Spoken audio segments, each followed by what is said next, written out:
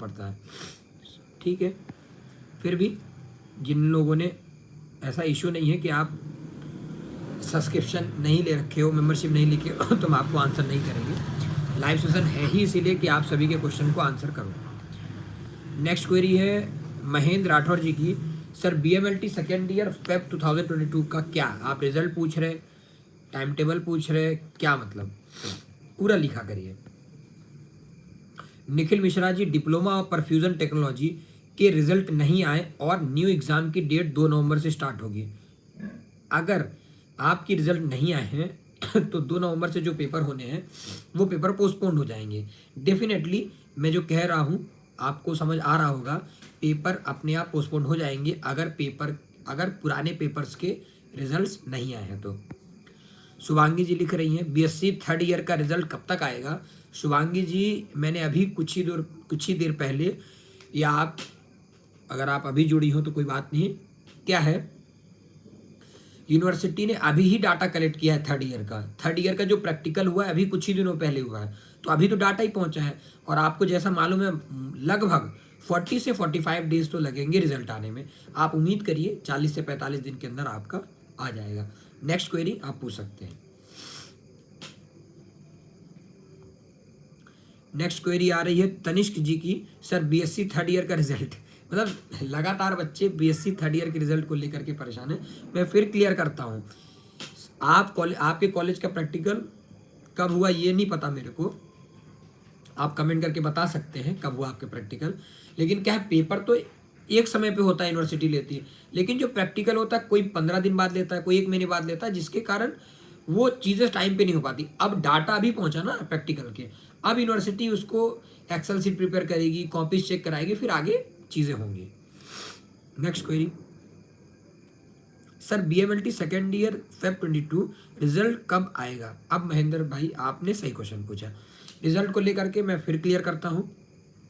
University में BMLT section के कई रिजल्ट्स अटके पड़े हैं, 8-8 9-9 महीने से रिजल्ट जो अटके पड़े थे, जैसा कि कल हमको सुनने में आया था, तो हमने यूनिवर्सिटी में बात करी, उन्होंने कहा हाँ जो कंपनीज जो हैं, जो मतलब कंपनी चला रही है अभी, वो डाटा फेच करने में, मतलब सभी के डाटा प्रॉपर नहीं है यूनिवर्सिटी के पास, तो वो डाटा फेच करने में, रफ आइडिया लगाने में समय लग रहा। जैसे लगभग बच्चों के तो हैं, कुछ बच्चों के नहीं है, तो यूनिवर्सिटी ने कहा अगर जिन बच्चों के नहीं है तो फिर उनको हटा करके रिजल्ट रिलीज कर देंगे। तो लगभग 8-8 9-9 महीने जैसे रिजल्ट पेंडिंग में चल रहे हैं। अब इस चीज़ का ध्यान में रखते हुए यूनिवर्सिटी ने कहा है कि हम इस महीने के लास्ट, यानी आप सिर्फ 5 से 10 वर्किंग डेज के अंदर आपके रिजल्ट आएंगे, ये कंफर्म न्यूज़ है, ठीक है। नेक्स्ट क्वेरी,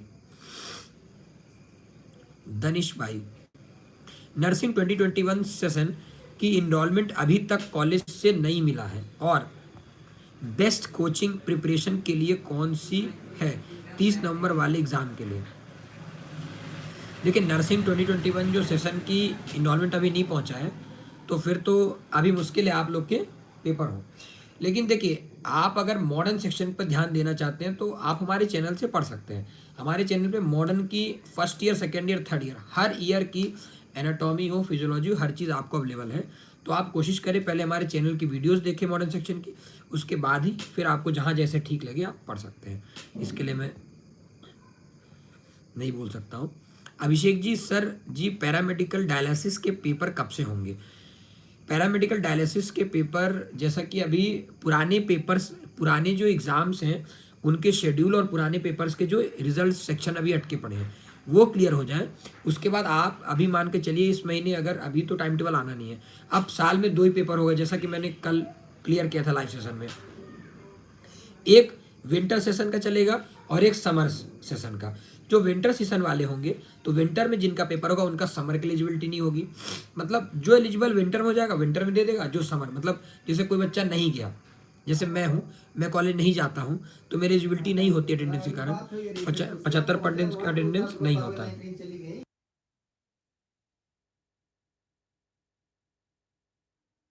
तो समझ रहे हो आप, 75% अटेंडेंस अगर हमारी नहीं होती है तो फिर मैं नहीं बैठ पाऊंगा। इसी तरह अगर जिसकी एलिजिबिलिटी क्राइटेरिया नहीं होती है तो फिर आगे बढ़ जाएगा, समझ रहे हैं, वो समर में पेपर देगा।